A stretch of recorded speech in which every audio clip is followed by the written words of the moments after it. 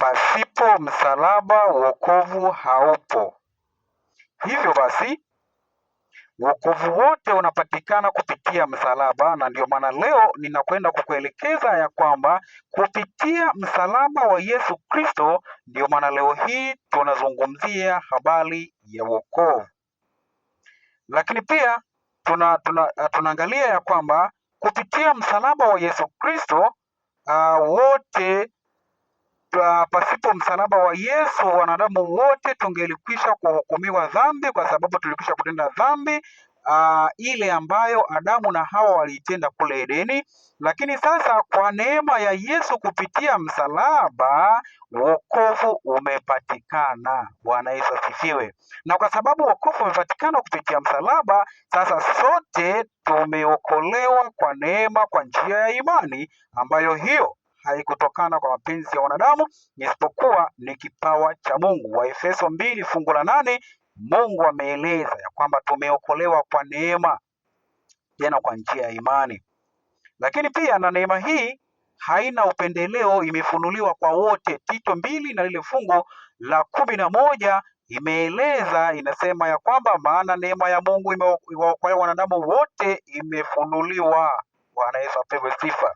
Ni kwamba kumbe neema hii sasa imefunuliwa kwa wote. Imebaki ni kwamba kila mwanadamu atakayehitaji kufaidi neema hii waokoa wanadamu wote iliyofunuliwa, kila mwanadamu ana nafasi ya kuweza kuipokea na aweze kupata wokovu ulio sahihi. Lakini kumbuka, wokovu huu haukupatikana kwa njia iwayo yoyote isipokuwa ni kwa damu ya Yesu Kristo, ambayo damu hii ni ya thamani ya mwana kondoo asiye na ila wala waa, ambao ni Yesu Kristo. Petro wa kwanza ameeleza habari hizo. Petro wa kwanza na ile sura ya kwanza na lile fungu la 18 mpaka la 19, maandiko matakatifu yameeleza ya kwamba tumekombolewa sio kwa vitu viharibikavyo, isipokuwa ni kwa damu ya Yesu Kristo pekee, ambayo ni ya mwana kondoo asiye na ila wala waa. Na hii ndiyo tiketi pekee ya bure kwa ajili ya kuokolewa. Siku ya leo ninakupendekezea, ikiwa na wewe unatamani sasa uweze kupokea wokovu huu wa bure uliopatikana kwa njia ya msalaba pekee. Ikiwa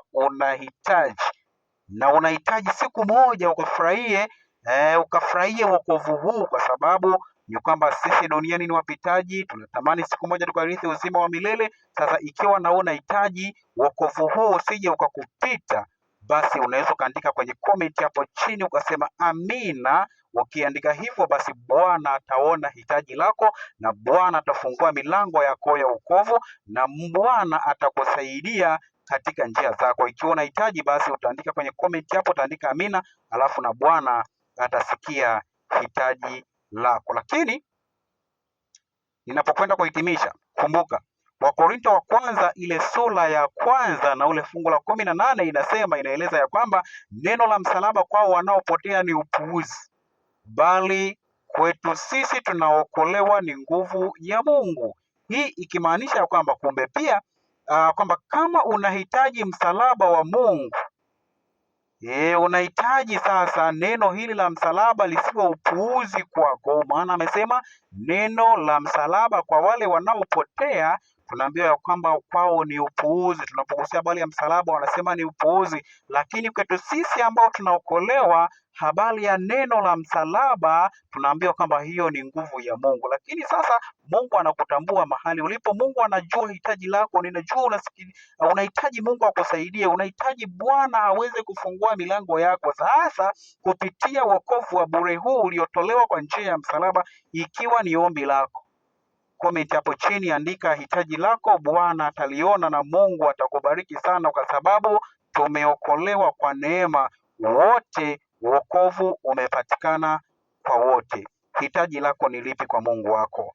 Mweleze leo na Bwana atakubariki sana. Mungu akubariki. Endelea kufuatilia chaneli hii ya Matata TV, tujifunze pamoja habari nyingi zenye matumaini. Bwana aweze kukubariki.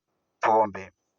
Baba yetu na Mungu tukuze Kristo, tunasema asante sana wakati huu tunapohitimisha habari hii. Endelea kumbariki msikilizaji na mtazamaji mahali popote alipo. Unajua hitaji lake, unajua changamoto aliyonayo. Kristo endelea kumsaidia. Fungua baraka zako ili Mungu wetu aweze kupata neema ya pekee ambayo umeimwaga kwa kila mwanadamu.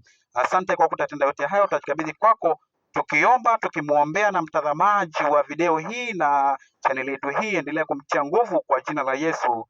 Amen.